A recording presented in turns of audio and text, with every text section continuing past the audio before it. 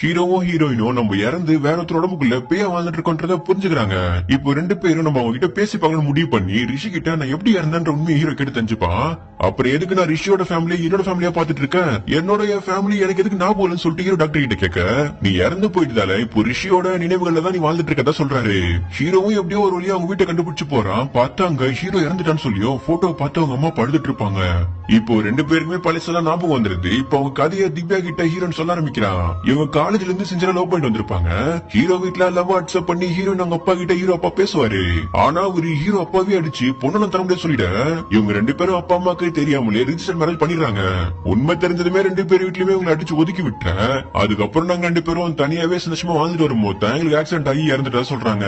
ஹீரோவும் இதுக்கு மேலேயும் உங்க உடம்புல இருந்து நான் கஷ்டப்படுத்த விரும்பலன்னு, உங்க உடம்ப நீங்க கஷ்டப்படுத்துறீங்கன்னா கண்டிப்பா உங்களுக்குள்ள இருக்க நான் வெளியே வந்துருவேன்னு சொல்லி ஹீரோ தண்ணிக்குள்ளேயே அவரை போட்டு முகுன்னு முக வைக்கிறான். ஆனா அவருக்கு மூச்சு முட்டத்தான் மிச்சமே தவிர ஹீரோ அவரோட விட்டு போவே இல்ல.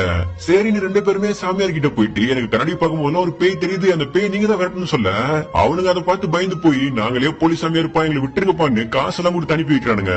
கண்ணாடியில தெரியல திவ்யா கிட்ட ஹீரோயின் க்ளோஸா பேசி ஃப்ரெண்டா ஆயிடுவா.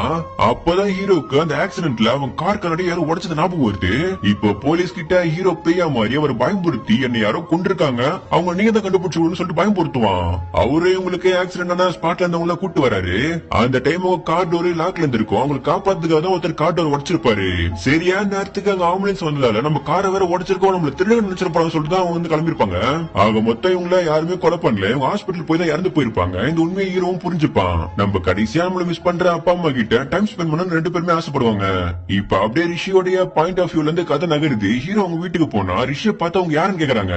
இவன் உடனே கண்ணாடி முன்னாடி போய் நின்னதுமே தான் தான் புள்ளதான் வந்திருக்கான்றது அவங்களுக்கு புரிஞ்சிடுது. இப்ப அவங்களும் அவங்க கூட சந்தோஷமா டைம் ஸ்பெண்ட் பண்ண ஆரம்பிக்கிறாங்க. ஹீரோயினும் அவங்க அப்பா அம்மா கிட்ட உண்மையை சொல்லி ஜாலியா இருக்க அவங்களுடைய கடைசி ஆசை முடிஞ்சதும் இப்போ ரெண்டு பேருமே அவங்க உடம்புல இருந்து வெளியே போயிடுவாங்க.